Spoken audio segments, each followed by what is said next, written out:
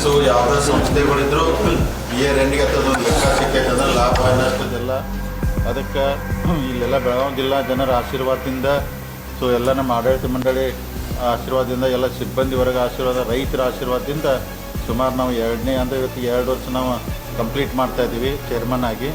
So ಹೋದ ಸಲ ತಮಗೆಲ್ಲ ಗೊತ್ತಿದ್ದಂಗೆ ಸೊ 13 ಕೋಟಿ 26 ಲಕ್ಷ ಲಾಭ ಮಾಡಿದ್ವಿ ನಾವು ಹೋದ ಸಲ ರೀ. ಸೊ ಈ ಸಲ ಸೊ ಪ್ರಾಫಿಟ್ ನಮ್ಮದು 12 ಕೋಟಿ 59 ಲಕ್ಷ ಮಾಡಿದ್ವಿ ಒಂದು ಲಾಭ. ಸೊ ಯಾಕಂದ್ರೆ ಇದನ್ನು ನಿಮಗೆ ಒಂದೇ ಲೆಕ್ಕ ಹೇಳ್ತೀವಿ ರೀ. ಹೋದ ಸಲ ಸೊ ಬಿಲ್ಲು ಭಾಳ ಅಂದ್ರೆ ಕಡಿಮೆ ಪ್ರಮಾಣದಾಗ ಕಡಿಮೆ ರೈತರಿಗೆ ರೇಟ್ ಕೊಟ್ಟಿದ್ದು ರೀ. ಅಂದರೆ ಲಡು ಕರ್ನಾಟಕ ಸರ್ಕಾರ ಮುಖ್ಯಮಂತ್ರಿ ಅವರು ಅಂದ್ರೆ 4 ರೂಪಾಯಿ ರೈತ ರೇಟ್ ಜಾಸ್ತಿ ಮಾಡ್ರು. ಅದನ್ನು ಜಾಸ್ತಿ ಮಾಡೋದು ಆದ ನಂತರ 1 ರೂಪಾಯಿ ಜಾಸ್ತಿ ಮಾಡಿ ರೈತರಿಗೆ ರೇಟ್ ನಾವು ಜಾಸ್ತಿ ಕೊಟ್ಟ ನಂತರನೂ ರೀ ಸೊ 12 ಅಂದ್ರೆ ಕೋಟಿ ಲಾಭ ಮಾಡಿದ್ವಿ ನಾವು.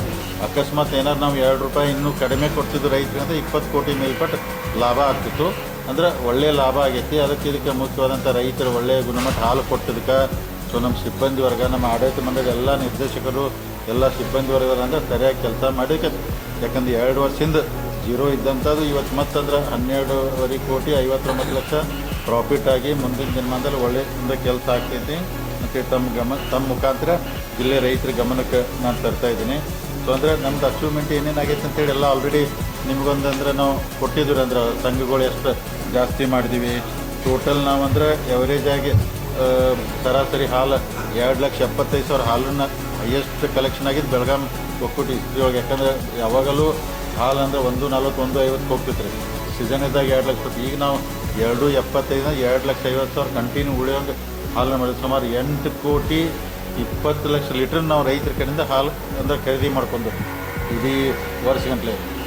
ಅದ್ರೊಳಗೆ 331 ಕೋಟಿ ರೈತರಿಗೆ ಅಂದರೆ ನಾವು ದುಡ್ಡು ಕೊಟ್ಟಿದ್ದು ಹಾಲಿನ ಬಿಲ್. ಅದ್ರೊಳಗೆ ಪ್ರೋತ್ಸಾಹನ ಒಂದು 33 ಕೋಟಿ ಸರ್ಕಾರ ಕೊಟ್ಟೈತೆ. ಅಂದರೆ ಸೊ ಆರ್ಥಿಕವಾಗಿ ನಮ್ಮಂದ್ರೆ ರೈತರು ಎಷ್ಟು ನಾವು ಅವ್ರನ್ನ ಗಟ್ಟಿ ಮಾಡೋಕ್ಕಾಗದೆ ಪ್ರಯತ್ನ ಮಾಡತ್ತೋ. ನಾನು ಎಲ್ಲ ರೈತರಿಗೆ ಅಂದರೆ ಎಲ್ಲ ಹಳ್ಳಿಗೆ ಹೋದಾಗ ಫಂಕ್ಷನ್ದಾಗ ನಾನು ಅವ್ರಿಗೆ ಇದನ್ನ ವಿನಂತಿ ಮಾಡ್ಕೋತಾ ಇದ್ದೇನೆ. ಅಂದರೆ ದಕ್ಷಿಣ ಭಾಗದಾಗ ಇದನ್ನ ದೊಡ್ಡ ಉದ್ಯೋಗ ಆಗಿ ಮಾಡ್ತಾರೋ. ನಮ್ಮ ಈ ಕಡೆ ಉತ್ತರ ಕರ್ನಾಟಕದಾಗ ನಮ್ಮ ಜನ ಜಾಸ್ತಿ ಕಬ್ಬು ಬೆಳೆಗೆನ ಎಷ್ಟು ಬೆನ್ನು ಹತ್ತಾರೋ ಅದಕ್ಕೆ ಮಾಡ್ತಾರೆ.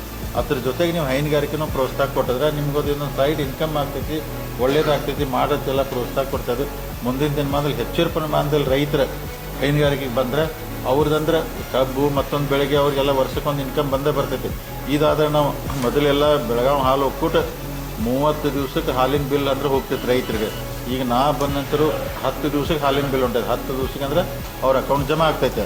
ಅಂದ್ರೆ ಅದು ಅವ್ರದ್ದು ವಾರದ ಸಂತಿ ಲೆಕ್ಕ ಹಿಡ್ಕೊಂಡು ಮಾಡೋಕೆ ಅನುಕೂಲ ಆಗ್ತೈತಿ. ಇದಕ್ಕೆ ಹೈನುಗಾರಿಕೆ ಕಡೆ ಹೆಚ್ಚು ಒತ್ತು ಕೊಟ್ಟು ನೀವು ಬರ್ರಿ ಅಂತೇಳಿ ಎಲ್ಲ ಹೇಳತ್ತಾರೆ.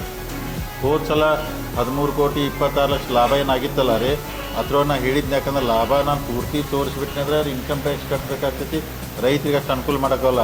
ಆದ್ರೆ ನಾನು ಫೈನಲಿ ಫಿಗರ್ ಕಡಿಮೆ ತೋರಿಸಿ ಬಂದದ್ದು ಮೇಜರ್ ಅಮೌಂಟ್ ನಾನು ರೈತರಿಗೆನ ಬಟವಾಡೆ ಮಾಡಿದ್ದಾರೆ. ಅಂದರೆ ಶಾಪ್ ಕಟ್ರ್ ಮಷೀನ್ ಅಂದ್ರೆ ಅದ್ರೊಳಗೆ ನಾವು ಅಕಸ್ಮಾತ್ ರೇಟ್ 60% ನಾವು ಅಂದ್ರೆ ಸಬ್ಸಿಡಿ ಕೊಟ್ಟವ್ರಿ. 60% 40% ಅವ್ರಿಗೆ ಶಾಪ್ ಕಟ್ರ್ ಮಷೀನು ಬಿಲ್ಡಿಂಗ್ ಕಟ್ಟಡಗಳು ಸುಮಾರು 2 ಕೋಟಿ ಗಂಟಲೆ ಎಲ್ಲೆಲ್ಲಿ ಸಂಘಗಳಿಗೆ ಬಿಲ್ಡಿಂಗ್ ಹಿಂಗೆಲ್ಲ ಮಾಡಿ ಅತ್ಯುತ್ತಮವಾದಂಥ ಅಭಿವೃದ್ಧಿನ ಮಾಡ್ತಾಯಿದ್ದೀವಿ.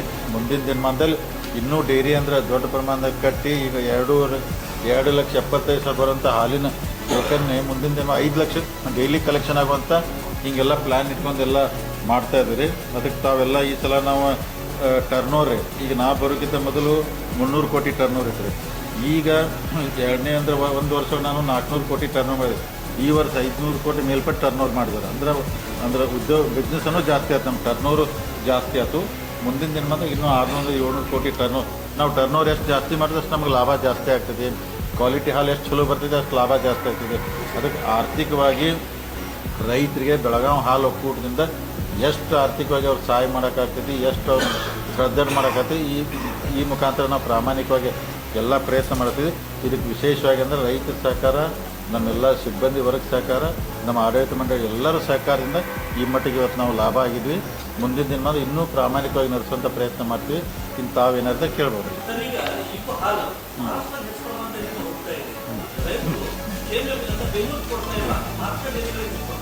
ಈಗ ಟೋಟಲ್ ನೋಡಿ ಸುಮಾರು ಒಂದು 12-13 ಲಕ್ಷ ಲೀಟ್ರ್ ಹಾಲು ಬೆಳಗಾವಿ ಜಿಲ್ಲಾದಾಗ ಐತಂತ ಒಂದು ರಿಪೋರ್ಟ್ ಇದೆ ರೀ. ಅಂದರೆ 13 ಲಕ್ಷ ಇದ್ದಾಗ ಬರೀ 2,75,000 ನಮ್ಮ ಡೈರಿಗೆ ಬರ್ತೈತೆ. ಅದ್ರೊಳಗೆ ಏನಾಗ್ತಿತ್ತು ಅಂದ್ರೆ ಮ್ಯಾಕ್ಸಿಮಮ್ ಪ್ರೈವೇಟ್ ಡೈರಿಗಳು ಭಾಳ ಅದಾವ್ರಿ. ಅಂದ್ರೆ ಬೆಳಗಾವಿ ಡಿಸ್ಟಿಕ್ ಒಳಗೆ ಪ್ರೈವೇಟ್ ಡೈರಿ ಅವ್ರು ಹಾಲು ಒಯ್ತಾರೋ, ಸ್ವಂತ ಬೆಳಕಿಗೆ ಹಾಲು ಬಳಸ್ತಾರೋ, ಮಹಾರಾಷ್ಟ್ರ ಒಯ್ತಾರೋ. ಅದಕ್ಕೆ ನಾವೆಲ್ಲನೂ ಅವ್ನ ಅಟ್ರ್ಯಾಕ್ಟ್ ಯಾಕೆ ಮಾಡೋದು, ಮೊದಲು ನೋಡ್ರಿ 2 ಲಕ್ಷ ಇರೋ ಹಾಲನ್ನು 2,75,000 ಆಗಿತ್ತಂದ್ರೆ ರೈತರಿಗೆ ಕರೆಕ್ಟಾಗಿ ಬಿಲ್ ಹೋತಂದ್ರೆ ನಮ್ಮ ಕಡೆ ಕೊಡ್ತಾರೆ. ಜಾಸ್ತಿ ರೈತರಿಗೆ ಹಣ ಕೊಟ್ಟರೆ ನಮ್ಮ ಕಡೆ ಕೊಡ್ತಾರೋ. ಅದಕ್ಕೆ ಮುಂದಿನ ದಿನಮಾನದಲ್ಲಿ ಮಹಾರಾಷ್ಟ್ರ ಪ್ರೈವೇಟ್ಗೆ ಹೋಗೋದು ಕಡಿಮೆ ಮಾಡಿ ನಮ್ಮ ಡೈರಿಗೆ ತೊಗೊಳ್ಳೋಂಥ ಪ್ರಯತ್ನ ಮಾಡ್ತೀವಿ.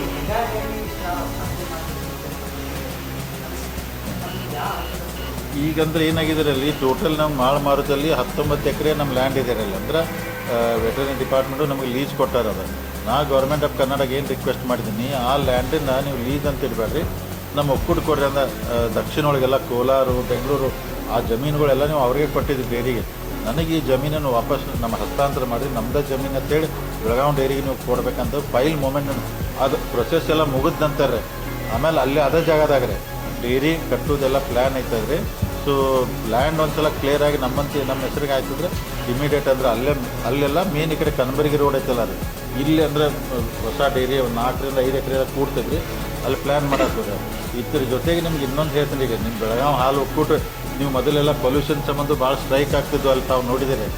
ಈಗ ಒಂದು ಸ್ಟ್ರೈಕ್ ಆಗೋಲ್ಲ. ಯಾಕೆ ಆಗೋಲ್ಲ ಅಂದ್ರೆ ಇಲ್ಲೇನು ಹಾಲು ಕಲೆಕ್ಷನ್ ಇರ್ತೈತಲ್ಲ ಅದನ್ನೆಲ್ಲ ಜೀರೋ ಮಾಡ್ತಾ ಇದ್ದಾರೆ. ಈಗ ಮೇನ್ ಡೈರಿಗೆ ಬರೀ 2,500 ಲೀಟ್ರ್ ಹಾಲು ಅಷ್ಟೇ ಬರ್ತೈತೆ ರೀ. ಇಲ್ಲಿ ಯಾವುದೂ ಹಾಲು ಬರೋದಿಲ್ಲ. BMC ಹಾಕಿದ್ವು ಎಲ್ಲ ಅವರ ತಾಲೂಕೊಳಗೆ, ಅಲ್ಲೇ ಹಾಲು ಮಾಡಿ ಫಿಲ್ ಮಾಡಿ ಚಿಕನ್ ಮಾಡಿ ಫೈನಲಿ ಇಲ್ಲಿ ತೊಗೊಂಬರ್ತಾರೆ. ಅಂದರೆ ಪೊಲ್ಯೂಷನ್ಗೂ ಸಮಸ್ಯೆ ಆಗ್ದಂಗೆ ಇಲ್ಲಿ ಯಾವುದೂ ಹಾಲು ಬರಬಾರ್ದು. ಅಲ್ಲೆಲ್ಲ ಅವರ ತಾಲೂಕೊಳಗೆ BMCಗೆ ಬರಬೇಕು, ಅಲ್ಲಿದೆ ಅದೆಲ್ಲ ಫಿಲ್ಟ್ ಆಗಿ ಈ ಕಡೆ ಬರೋವಂಥ ಪ್ಲ್ಯಾನ್ ಇದು ಮಾಡಿದ್ದು ನಾವು.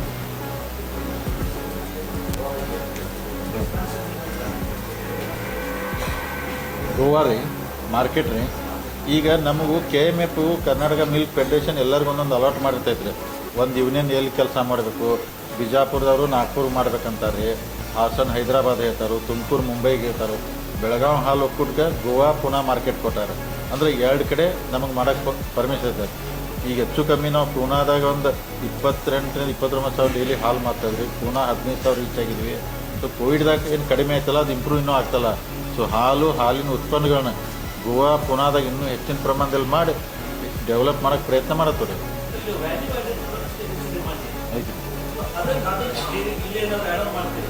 ವ್ಯಾಲ್ಯೂ ಆ್ಯಡೆಡ್ ಅಂದರೆ ನೋಡ್ರಿ ಈಗ ರೀ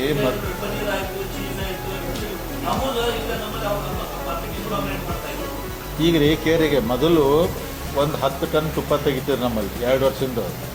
ಇವತ್ತು ನಾವು ತಿಂಗಳಿಗೆ 60 ಟನ್ ತುಪ್ಪ ತೆಗಿತಾ ಇದ್ರೆ ಅಂದ್ರೆ 6,000 kg ತುಪ್ಪ ತೆಗಿತೀವಿ.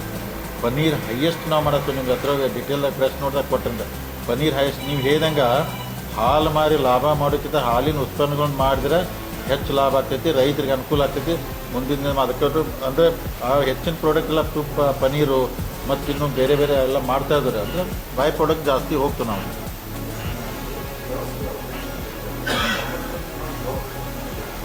ಕಾರ್ಪೊರೇಷನ್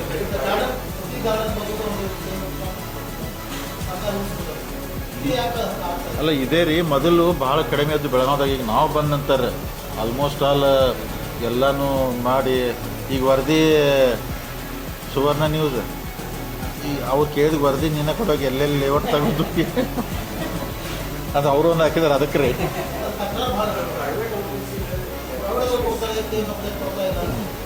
ಅಲ್ಲಲ್ರಿ ಈಗ ಅವ್ರಿಗೆ ಏನಾಗಿದೆ ರೀ, ಕಾರ್ಪೊರೇಷನ್ ಮೊದಲು ಸಹಕಾರ ಮಾಡಿರ್ಬೇಕಂತ ಸಹಕಾರ ಇತ್ತು.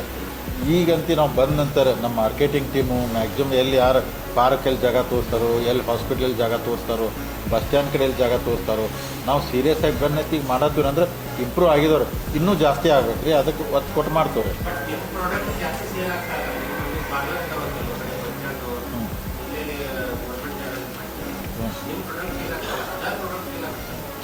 ನಮ್ಮ ಇದ್ರೊಳಗೆ ನಂದಿನಿ ಇದ್ರೊಳಗೆ ಅಂದ್ರೆ ಈಗ ಬೆಳಗಾವಿ ನೋಡಿ ಏನಾಗ್ತೈತಿ, ಕೆಲವೊಂದು NMP ಇರ್ತೈತ್ರಿ. ಅಂದ್ರೆ ನಂದಿನಿ ಅಂದರೆ ಪ್ರಾಡಕ್ಟು ಅಲ್ಲಿ ಬೆಂಗಳೂರಿನ ಆಗಿ ಬರ್ತೈತೆ ರೀ.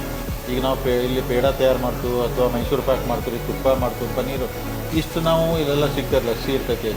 ಕೆಲವೊಂದೆಲ್ಲ ಡಿಪೋದಿಂದ KMFಯಿಂದ ಬರಬೇಕಾಗ್ತೈತಿ. ಇವ್ರು ಇಂಡೆಂಟ್ ಹಾಕಿರ್ತಾರೆ, ಅವ್ರ ಸಪ್ಲೈ ಕಡಿಮೆ ಇರೋದು ಸ್ವಲ್ಪ ತೊಂದರೆ ಆಗತ್ತೈತೆ. ಅದು ಮುಂದಿನ ದಿನ ಆಗಿ ಬರುತ್ತೆ. ಅಲ್ಲಿ ಮಾರ್ಕೆಟಿಂಗ್ ಟೀಮ್ಗೆ ಹೇಳಿದ್ವು ನಾವು ರೀ 5-6 ಪ್ರಾಡಕ್ಟ್ ನಾವು ಮಾಡ್ತೀವಿ, ಅದನ್ನ ಇಲ್ಲಿ ಇರ್ತೈತಿ. ಅದನ್ನು ಅದು ಟೋಟಲ್ ಅಂತ ಈಗ KMFದು ಇಲ್ಲಿ ಮಾಡೋದು. ಈಗ ನೋಡ್ರಿ ಮೇಜರಾಗಿ ತುಪ್ಪ ಮಾಡ್ತೀವಿ ರೀ, ಪನ್ನೀರ್ ಮಾಡ್ತೀವಿ ರೀ, ಪೇಡ ಮಾಡ್ತೀವಿ ರೀ, ಆಮೇಲೆ ಮೈಸೂರು ಪಾಕ್ ರೀ, ಲಸ್ಸಿ ಇದೆ ರೀ, ಮಜ್ಜಿಗೆ ರೀ, ಮೊಸರಂತಿ ಬಕೆಟ್ ಮೊಸರಂತಿ ಇಷ್ಟು ಫೇಮಸ್ ಆಗಿತ್ತು ನಮ್ಮದು ರೀ 5 kgದು ಬಕೆಟ್ ಮೊಸರು ಹಿಂಗೆಲ್ಲ ಮಾಡಾಕತ್ತು. ಮತ್ತು ಕುಂದಾ ಅಂತಿ ಫೇಮಸ್ ಐತೆ ಬೆಳಗಾಮ್ದು.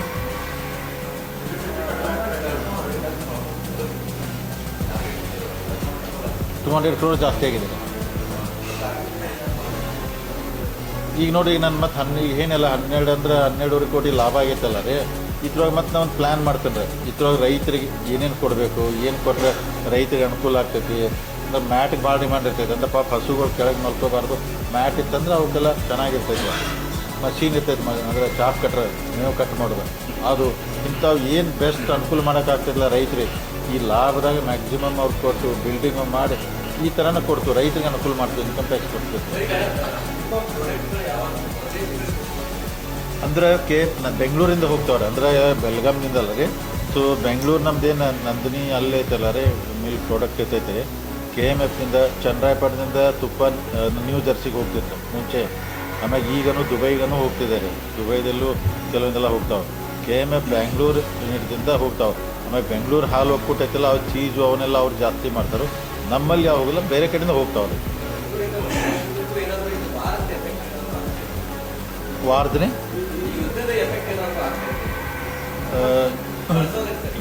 ಇವತ್ತಿನ ತನಕ ಏನಾಗಿಲ್ಲ ರೀ. ಸೊ ಅಂದರೆ ನಾವು ಗ್ಯಾಸ್ ಎಲ್ಲ ಜಾಸ್ತಿ ಯೂಸ್ ಮಾಡ್ತೀವಿ. ಯಾಕಂದ್ರೆ ಮೊದಲು ಎಲ್ಲ ಬಾಯ್ಲರು ಅದು ಮತ್ತೊಂದೆಲ್ಲ ಪೊಲ್ಯೂಷನ್ ಆಗ್ತಿತ್ತು. ಈ ಗ್ಯಾಸ್ ಯೂಸ್ ಮಾಡೋದು ಆಗೈತಿ. ಗ್ಯಾಸ್ ಅಕಸ್ಮಾತ್ ಶಾರ್ಟೇಜ್ ಆಗೋದು ಫರ್ನಿಶ್ ಆಯಿಲ್ ಬೇಕಾಗ್ತೈತಿ. ಅದನ್ನಷ್ಟು ಅಡ್ವಾನ್ಸ್ ಆಗಿ ತರಿಸಿಟ್ಕೊಂಡ್ರೆ ಅಕಸ್ಮಾತ್ ಗ್ಯಾಸ್ ಏನಾರು ಶಾರ್ಟೇಜ್ ಅಂತಂದ್ರೆ ಅದ್ರ ಮ್ಯಾಗ ಮಾಡ್ಬೇಕಂತೇಳಿ ಯುದ್ಧದ ಎಫೆಕ್ಟ್ ಇಲ್ಲಿ ತನಕ ಆಗಿಲ್ಲ ರೀ. ಮುಂದೆ ಗೊತ್ತಿಲ್ಲ. ಆದರೂ ದೇವ್ರ ದೇಶದಿಂದ ಬೇಗನೆ ಯುದ್ಧ ಮುಗಿಬೇಕಂತೇಳಿ ನಮ್ಮ ಆಸೆ. ಮುಗೀತಂದ್ರೆ ಎಲ್ಲನೂ ಆ್ಯಸ್ ಇಟ್ ಈಸ್ ಮತ್ತು ಜನಕ್ಕೆಲ್ಲ ಒಳ್ಳೇದಾಗ್ತೈತಲ್ಲ. ಇಲ್ಲ, ಅದು ಇಲ್ಲಿ ತನಕ ಆಗಿಲ್ಲ ರೀ. ಅದಕ್ಕೆ ಫರ್ನಿಶ್ ಆಯಿಲ್ ನಾವು ಎಕ್ಸ್ಟ್ರಾ ಮುಂಬೈದಿಂದ ತರಿಸ್ಕೊಂಡ್ರೆ ಏನಾರು ಬಂತಂದ್ರೆ ಅದನ್ನು ಯೂಸ್ ಮಾಡೋಣ ಅಂತೇಳಿ ಅದು ಮಾಡಿದ್ವಿ ರೀ. ಸೊ ನಮ್ಮ ಪ್ರಾಡಕ್ಟ್ ಅಂದ್ರೆ ಪೂನಾ, ಗೋವಾ, ಬೆಳಗಾಮಲ್ಲಿ ಇಲ್ಲಿ ತನಕ ಎಫೆಕ್ಟ್ ಏನೂ ಆಗಿಲ್ಲ. ಅಂದ್ರೆ ತುಪ್ಪ ಗಿಪ್ಪ ಜಾಸ್ತಿಯಾಗೇ ಸೇಲ್ ಆಗ್ತದೆ.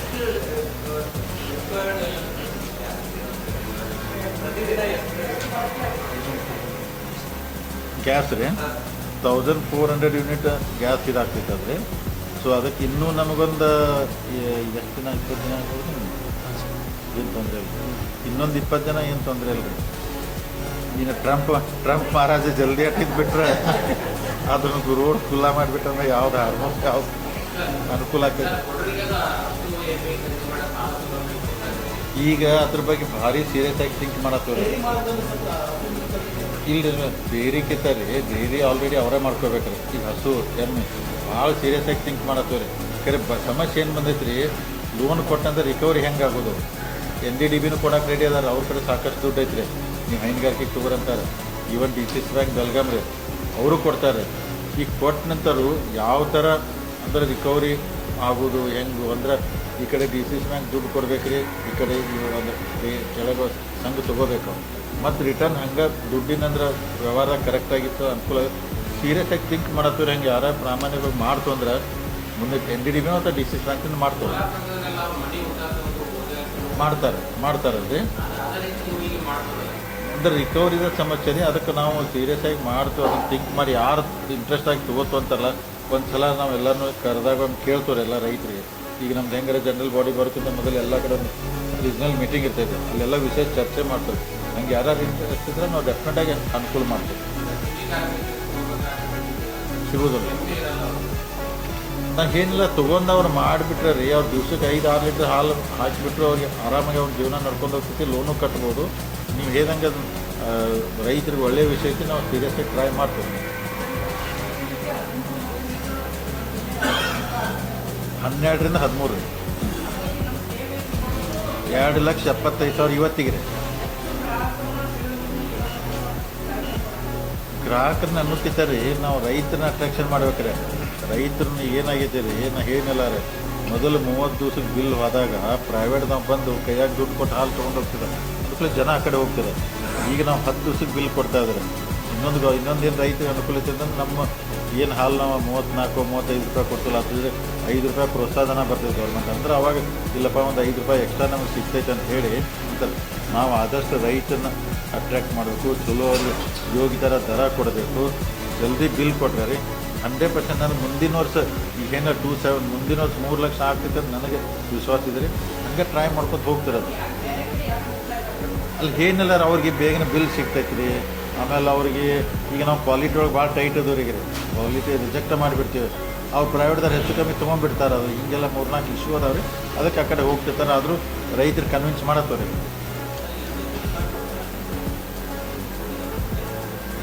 ಕೊಟ್ಟಿಲ್ಲ ನಾವು ಎನ್ರೋಲ್ಮೆಂಟ್ ಮಾಡಿ ಸಹಕಾರ ಇಲಾಖೆ ಕಡೆಯಿಂದ ಹೌದು ನಮ್ಮಲ್ಲಿ